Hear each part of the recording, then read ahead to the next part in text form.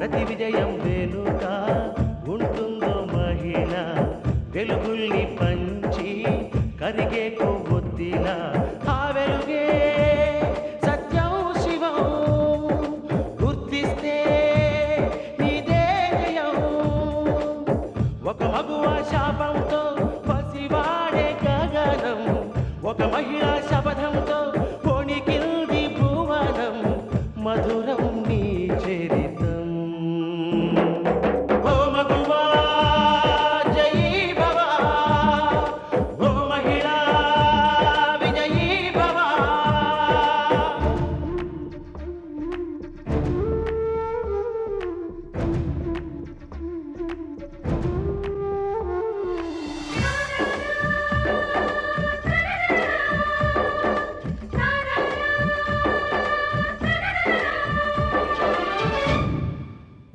మాటతో ఒక్కనాటికి రాదు రాదు జయము చిత్తశుద్ధితో చెమట ఓడ్చితే అందదా విజయము పిడుగు రాలిన అడుగు ముందుకు వేయుటే ధైర్యము మనసు చూపిన మార్గ మొదలగా సాగని పయనము అంతులేనిది నీ సహనము సాటి లేనిది నీ త్యాగము బతుకు బాటలో మలుపు మలుపున ఎన్ని ఆటుపోటులో గెలుపే నీ ధ్యేయం సాహసమే నీ ఆయుధం సాధించే నీ ఆశయం సాహసమే నీ ఆయుధం సాధించే నీ ఆశయం. ఇప్పుడు మహానగరంలో మలేరియా వ్యాధి వీరవిహారం చేస్తుందంట. అందుకని మన కార్పొరేషన్ వాళ్ళు ఇంటింటికి వెళ్ళి రక్త పరీక్ష చేయడం మొదలెట్టారు. ఇప్పుడు మన ఇంటికి వచ్చారు. మనందరినీ రక్తం ఇవ్వమని మామయ్య నిన్ను తీసుకురామన్నారు. నువ్వు కూడా వచ్చి ఇవ్వు రా. డుట్ డుట్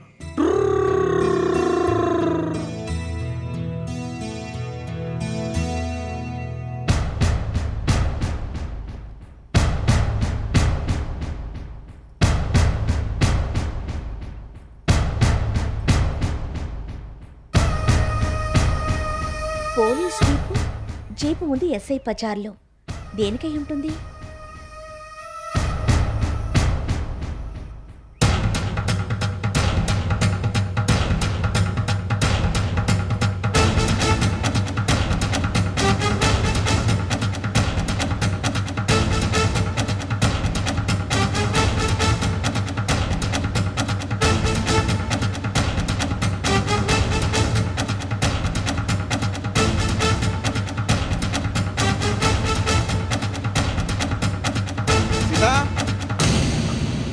కంగారు పెడుతున్నావు?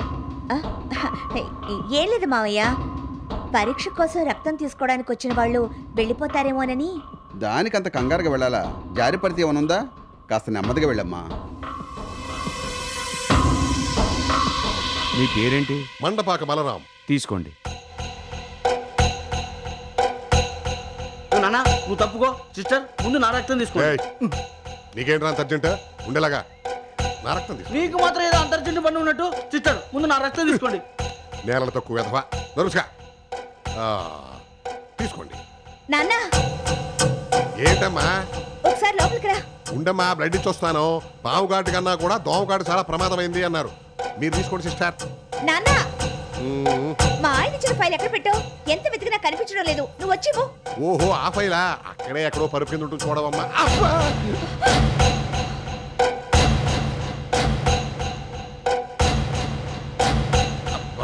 ఏదో పెద్ద కత్తితో కూర్చున్నట్టు అలా అరుస్తామంటే తప్పుగా. సిస్టర్ నా రక్తం తీసుకోండి.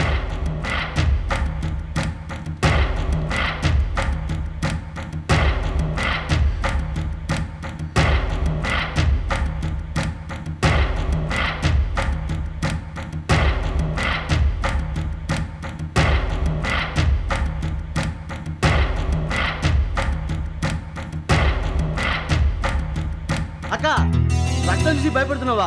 ఏం లేదు, చీమ కుట్టినట్టు. సిస్టర్ మా అక్కకు నొప్పి తెలియకుండా రక్తం తీసుకోండి. డాక్టర్ గారు మీరు అనవసరంగా కష్టపడుతున్నారు. నాకు తెలిసి మా ఇంట్లో మలేరియా ఎవరికి ఉండదు. బావా మలేరియా లేకపోవచ్చు, మరో రోగం ఉండుండొచ్చుగా.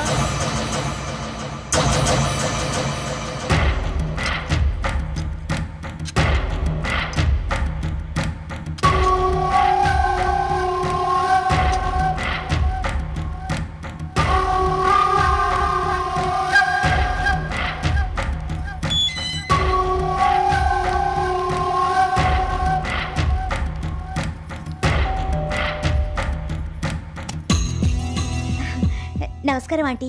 సీత నువ్వా? ఏమిటేంటి ఎప్పుడు రాందానివి ఇలా వచ్చావేటమ్మా? దారి తప్పొచ్చావా లేక మీ ఇంటికి వెళ్ళబోతూ పొరపాటుగా మా ఇంటికి వచ్చావా? అదేం కాదు, కావాలని వచ్చాను. ఏదో కారణం లేకుండా నువ్వు ఇలా రావని నాకు తెలియదా? మీరు మేము పక్కపక్క ఇళ్లలో ఉంటున్నాం. మీ వాళ్ళంతా మా ఇంటికి వస్తుంటారు, ఒక్క నువ్వు తప్ప. రాక రాక వచ్చావు, రాచమర్యాదలు చేయాలి కదా, రారా. ఇప్పుడేం వద్దాంటీ. మీ ఇంటికి కార్పొరేషన్ వాళ్ళు ఏమైనా వచ్చారా? కార్పొరేషన్ వాళ్ళ? అదే కార్పొరేషన్ డాక్టర్ నర్సు వచ్చి మలేరియా పరీక్షకి రక్తం తీసుకొని వెళ్ళారా? మలేరియా పరీక్షలేమిటి, రక్తం తీసుకెళ్లడం ఏమిటి? ఎవరు రాలేదమ్మా. రాలేదా?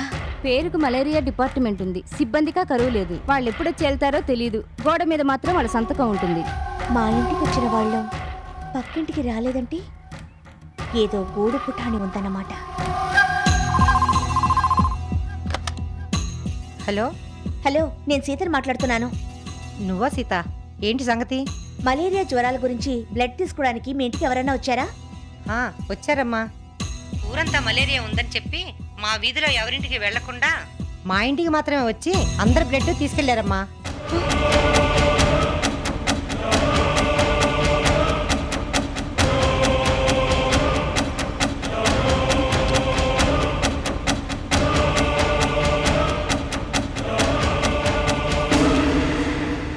ఏమిటమ్మా సీత, బ్లడ్ తీసుకెళ్ళింది పోలీసులా? నువ్వు చెప్పేది నిజమా? నిజం కాక అబద్ధం అనుకున్నావా? నువ్వు చేసిన వెధవ పని వల్లే ఇంత జరిగింది. ఈ ఊళ్ళో ఎవరింటికి వెళ్లకుండా మనింటికి సుందరం గారింటికి మాత్రమే వచ్చి బ్లడ్ తీసుకుని వెళ్లారు. పోలీసులు ఎంత తెలివిగా ప్లాన్ చేశారో చూసావా? రక్త పరీక్షలో నువ్వు దొరికిపోవడం ఖాయం. అంతేనంటావా? అయితే ఇప్పుడు ఏం చేయాలి? చేసేదేముంది, నువ్వు జైలుకి వెళ్లి చెప్పకూడదు తినడమే. అమ్మా సీత, తప్పు చేసినప్పుడు ఉపయోగించిన తెలివితేటలు తప్పించుకోవడానికి ఉపయోగించు. అమ్మా సీత, నాకేం పాలు పోవటం లేదు. నా బుర్ర ముద్దు బారిపోయింది. నువ్వే ఏదైనా ఉపాయం చెప్పాలమ్మా. ఈ రక్త పరీక్షలో నేను గనక దొరికిపోయాను అంటే ఆ పోలీసులు నన్ను చావనివ్వరు, బతకనివ్వరు. వాళ్ళకన్నా ముందు మీ మామయ్య ధర్మారావు నా పాలిటి ఎమ్మకెంకలడైపోతాడు. మీ అమ్మ నా పొట్ట చించి పేగులు తీసి తల్లో పూలుగా పెట్టుకుంటుంది. ఆ ముసలిపీనికి అన్నపూర్ణమ్మ నా మెడకాయ మీద తలకాయ కూడా ఉండనివ్వదు. ఆఖరికి ఎందుకు పనికిరాని బుర్ర తక్కువ విధవా పెరుమాళిగాడు కూడా నన్ను బంతి ఆట ఆడుకుంటాడమ్మా. అమ్మా అమ్మ, ఎట్టాగొట్ట నువ్వే నన్ను ఆపద నుంచి గట్టెక్కించాలి తల్లి. తెలివిగా పోలీసులు మనల్ని బోల్తా కొట్టించారు. అంతకు మించిన తెలివితేటలతో మనం వాళ్ళని మస్కా కొట్టించాలి. ఎలాగమ్మా?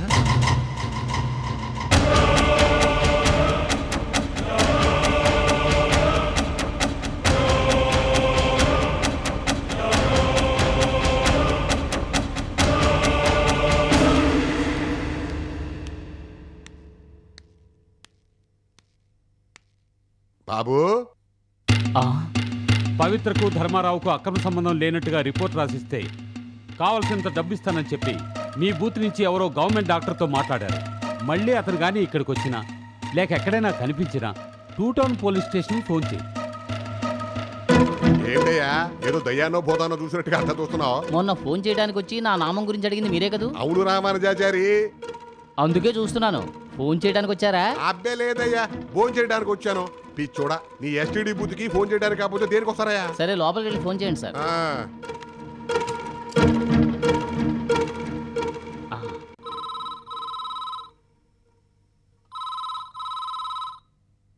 ఫోన్ ఇంతసేపటి నుంచి మోగుతుంది, ఎవరు చేయట్లేదు? పిచ్చిబామా, పిచ్చిబామా, పిచ్చిబామా, ఇంట్లో ఎవరు లేరేంటి?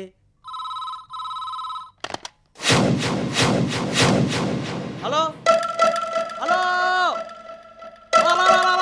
ఎవరు మాట్లాడేది? సాక్ష్యం మా నెలతో కూతల తెక్కుడు పోలినట్టున్నాడే. హలో, ఎవరు మాట్లాడేది? హలో, నేను టంకంపూడి వెంకయ్య మాట్లాడుతున్నానండి. టంకంపూడి వెంకయ్య గారు, మీరు ఎవరి కోసం ఫోన్ చేసినట్టు? హిందూ అమ్మగారు ఉన్నారండి. హిందూ అమ్మగారా లేక హిందూ అమ్మగారా? హిందూ అమ్మగారండి. ఎందుకో? ఆమె గారితో ఒక ముఖ్యమైన విషయం మాట్లాడాలండి. ఏంటా ముఖ్యమైన విషయం? మీతో చెప్పాలి ఏంటంటే? ఏ చెప్పకూడని రహస్యమా? మరేం పర్లేదు, నేను హిందూ మొగుణ్ణి. నాతో చెప్తే హిందూతో చెప్పినట్టు. వారు వారు వారు హిందూ అమ్మగారి మొగుడు తమరేనంటే తమరు చాలా అదృష్టవంతులండి బాబు. ఎందుకంటే చాలా తెలివైన హిందూ అమ్మగారు పెళ్లి చేసుకున్నారు కదండి. మీ నాన్నగారు మీరు అందరూ చాలా పెట్టి పుట్టారన్నమాట అండి. మీతో ఏంటంటే ఓసారి హిందూ అమ్మగారు పిలవండి బాబు. దేనికో చెప్పారు కాదు. నేను మీ మామగారు లేరండి, అదేనండి మీ హిందూ అమ్మగారి నాన్నగారు ధర్మారావు గారు. ఆయనకి చాలా కావలసిన ఉండండి. నా వ్యాపారం విషయంలో ఇందు అమ్మగారు చాలా మంచి మంచి సలహాలు ఇచ్చారండి. ఇప్పుడు ఓ చిన్న చిక్కు వచ్చి పడిందండి, అందుకని ఆమె గారి సలహా అడుగుదామనే. ఇందు అమ్మగారిని పిలవండి. మా ఆవిడ్ని నమ్ముకున్న వారు ఎవ్వరు చెడిపోరు. లైన్ లో ఉండండి టంగంపూడి వెంకయ్య గారు, పిలుస్తాను. ఫోన్ పెట్టేకండి. హాయ్, త్వరగా ఎవరా పిచ్చి మలోకమా.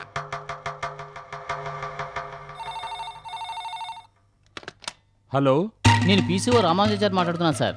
ఇన్స్పెక్టర్ గారు ఉన్నారా? నేనేరా, చెప్పు ఏంటి? సార్, ఆ రోజు మా పీసీఓ నుంచి గవర్నమెంట్ హాస్పిటల్కి ఫోన్ చేసిన అతను మళ్ళీ ఇప్పుడు మా బూత్కి వచ్చి ఫోన్ మాట్లాడుతున్నాడు సార్. వాట్? అతనేనా? బాగా గుర్తుందా? ఖచ్చితంగా అతనే సార్. సరే, 5 నిమిషాల్లో నేను అక్కడ ఉంటాను. వాడు బయటకు వెళ్లకుండా చూసుకో. ఉదయ్ కుమార్, ఆ ఫోన్ చేసిన వ్యక్తి దొరికిపోయాట. పద.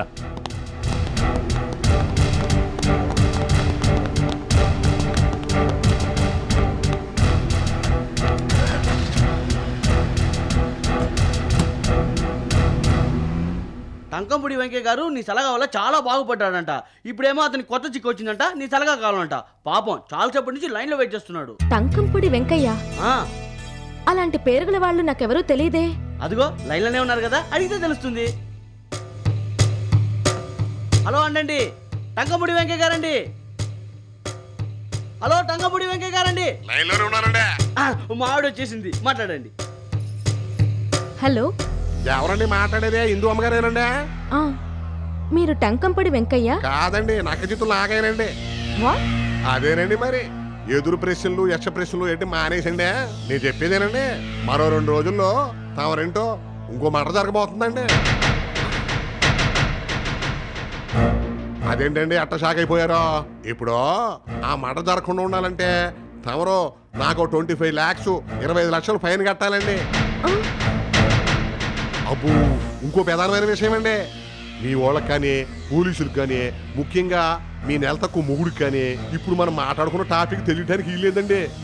ఏమ్మా, ఇప్పుడు నేను చెప్పిన 25 lakhs ఎప్పుడు, ఎక్కడ, ఎలా, ఎవరి చేతికి అందజేయాలో ఓ గంటకి మళ్ళీ ఫోన్ చేసి చెప్తానండి. ఏమండే, అటు ఇటు తిరగకుండా కూతురు ఫోన్ దగ్గరే ఉండండి. అర్థమైంది అనుకుంటానండి. ఇంతకీ మీరెవరు? హాయ్ బాబు, చెప్పాను కదండి, నాకు చేతుల్లో ఆగానండి. హలో హలో హలో,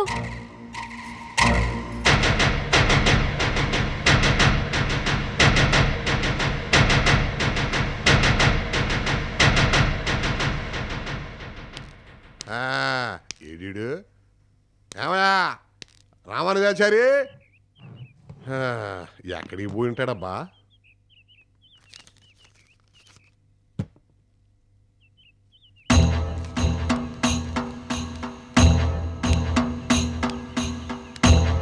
సార్, ఏంటి సార్, ఫోన్ చేయడం అయిపోయిందా?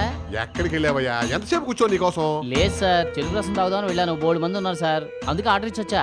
నిజమేనయ్యో, చెరుకు రసంలో నిమ్మకాయ పిండుకుని దాంట్లో కొంచెం అల్లం ముక్కలు కూడా తాగేవనుకో ఒంట్లో ఉన్న వేడి మొత్తం దిగిపోద్దయ్యా. మీకు కూడా చెప్పమంటారా సార్? ఆడెప్పుడు వస్తాడో ఏంటో. ఇదిగో నీ డబ్బులు తీసుకోవయ్యా. 100 రూపాయలా? చిల్లర్లే సార్. ఇది ఎక్కడ కూడా అయ్యా రామానుజాచారి? ఒక్క నిమిషం ఉండండి సార్, పక్క కొట్టుకెళ్ళి చిల్లర మార్చుకొస్తాను. తొందరరా పో.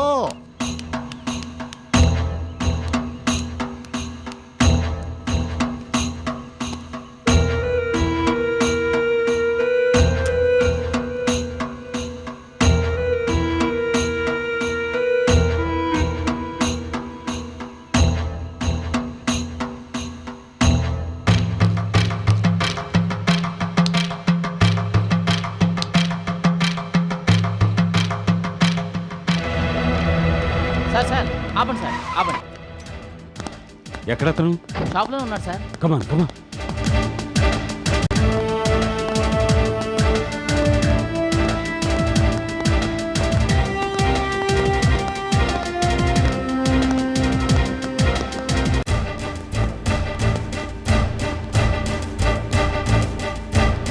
ఏడయ్యా, ఎక్కడా కనిపించిందా? ఇక్కడే కూర్చోబెట్టి వచ్చాను సార్, ఇంతలోనే మాయమైపోయాడు సార్.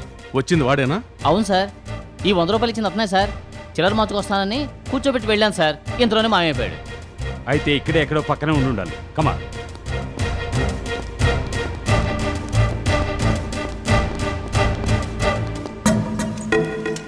ఇదిగో బాబు, 4 నిమ్మకాయలు గట్టిగా పిండి అందులో అల్లం మిర్చి వేసి ఒక పెద్ద గ్లాసు డోసు ఇవ్వు.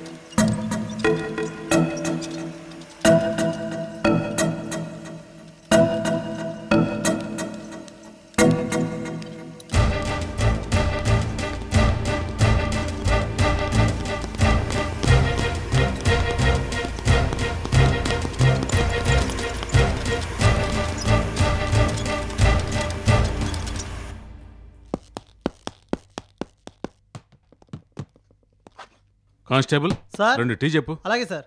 ఇప్పటికే ఒళ్ళంతా వేడెక్కిపోయింది, దానికి తోడు టీ ఒకటా? సార్ ఇప్పుడు ఏం జరిగిందని అంత టెన్షన్ పడుతున్నారు? చేతికి దొరికిన వాడిని వదిలేసామే, టెన్షన్ అవ్వకుండా ఏం చేయమంటావు? దొరికిన అవకాశాలు ఉపయోగించుకోకుండా ఇద్దరం ఏం చేస్తున్నారని మీ బాబు అదే డిఎస్పీ గారు ప్రశ్నల వరుస గుర్పిస్తారు. ఆయనకేం సమాధానం చెప్పాలి? చేతిలో వెన్న పెట్టుకుని బాటిల్ పగిలిపోయిందని ఏడ్చాడట వెనకటికి ఎవడో. మీ టెన్షన్ చూస్తుంటే నాకు అలాగే అనిపిస్తుంది. ఏంటి వెక్కిరిస్తున్నావా? సార్ ధర్మారావు ఫ్యామిలీ మెంబర్స్ నుంచి, ఇంజనీర్ ఫ్యామిలీ మెంబర్స్ నుంచి బ్లడ్ తీసి టెస్ట్కి పంపించాం. ఆ రిపోర్ట్స్ వచ్చిన వెంటనే పవిత్రని ఎవరి హత్య చేసింది మనకి ఈజీగా తెలిసిపోతుంది. బ్లడ్ రిపోర్ట్లో మానభంగం చేసిన వాడు మాత్రమే దొరుకుతాడు. వాడు డబ్బు తీసుకుని అపని చేసి ఉండొచ్చు కదా. అదే ఫోన్ చేసిన వాడిని పట్టుకుంటే హత్యకు సంబంధించిన వాళ్ళందరినీ వాడి మూలంగా పట్టుకుని ఉండొచ్చుగా.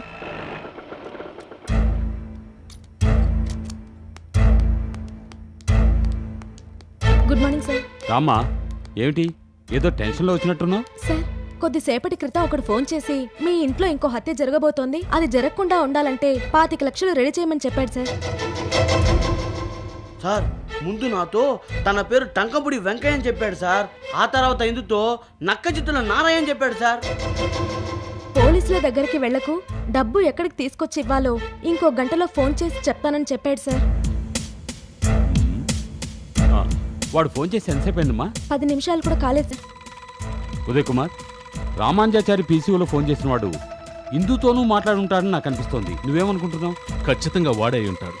ఎందుకంటే ఒకడికి అలవాటైన విషయాన్ని, అలవాటైన చోటుని అంత త్వరగా మర్చిపోలేడు. అలాగే రామానుజాచారి పీసీఓ అతనికి అలవాటైన చోటై ఉంటుంది. హాస్పిటల్కి రామానుజాచారి పీసీఓ నుంచి మాట్లాడిన వాడే అలవాటు ప్రకారం ఇప్పుడు ఈ అమ్మాయితో అదే పీసీఓ నుంచి మాట్లాడి ఉండొచ్చు. ఇందు, వాడు ఇంకో గంట తర్వాత ఫోన్ చేస్తానని చెప్పాడు కదా. అవును సార్. నువ్వు ధైర్యంగా ఇంటికెళ్ళు, హంతకుడు దొరికినట్టే. ఎలా సార్? ఇంకో గంటలో ఫోన్ చేస్తానని చెప్పినవాడు తప్పకుండా ఆ పీసీఓకే వస్తాడు. నీతో మాట్లాడుతున్న అదే సమయంలో పోలీసుల్ని మఫ్టీలో పీసీఓ చుట్టూ నిలబెట్టి వాడిని అరెస్ట్ చేస్తాం. నీతో మాట్లాడుతున్నప్పుడు ఎంతసేపు మాట్లాడగలవో అంతసేపు మాట్లాడు. ఉదయ్ కుమార్, నువ్వు డ్రెస్ మార్చుకుని 4 కానిస్టేబుల్స్ అంటుపెట్టుకుని పీసీఓకి వెళ్ళు. సార్ ఏంటమ్మా? పవిత్ర విషయంలో మా నాన్నగారు ఇప్పటికే చాలా కృంగిపోయి ఉన్నారు. ఫోన్ వచ్చిన విషయం తెలిస్తే ఇంకా బాధపడతారని ఈ విషయం ఇంట్లో ఎవరికీ చెప్పకుండా ఇక్కడికి పరిగెత్తుకొచ్చాను. మళ్ళీ వాడు ఫోన్ చేస్తే ఈ విషయం తప్పకుండా నాన్నగారికి తెలిసిపోతుంది. అసలే ఆయన హార్ట్ పేషెంట్. అందుకని వాడు అడిగిన డబ్బు ఇచ్చేద్దామంటావా? పావలా ₹1 అంటే ఇచ్చేయచ్చు, నేనే ఇచ్చేవాడిని. 25 లక్షలు అడుగుతున్నాడు. అంత డబ్బు ఇంత ఎక్కడి నుంచి తీసుకొస్తుంది? ఏయ్ నువ్వు ఊరుకో. ఇదిగో చూడమ్మా, నాన్న హార్ట్ పేషెంట్, అమ్మకి గుండెలో రంధ్రం ఉందని ఆలోచిస్తూ కూర్చుంటే నేరస్తుని పట్టుకోలేం. ఇన్స్పెక్టర్ చెప్పినట్టు నువ్వు ఇంటికెళ్ళు, మిగతాది మేము చూసుకుంటాం. ఉదయ్ కుమార్, తొందరపడకు. మన డ్యూటీ మనకెంత ముఖ్యమో అదేవిధంగా వాళ్ళ నాన్నగారి ప్రాణం ఆమెకంత ముఖ్యం. సార్ ఇది జరుగుతుంది అది జరుగుతుంది అని ఆలోచిస్తూ కూర్చుంటే నేరస్తుని మనం పట్టుకోలేం. పట్టుకోలేమనే నిర్ణయానికి ఎందుకు వస్తావు? వేరే దారి ఉందేమో ఆలోచించుడు. వేరే దారి నాకేం తోచడం లేదు, మీరే ఆలోచించి చెప్పండి.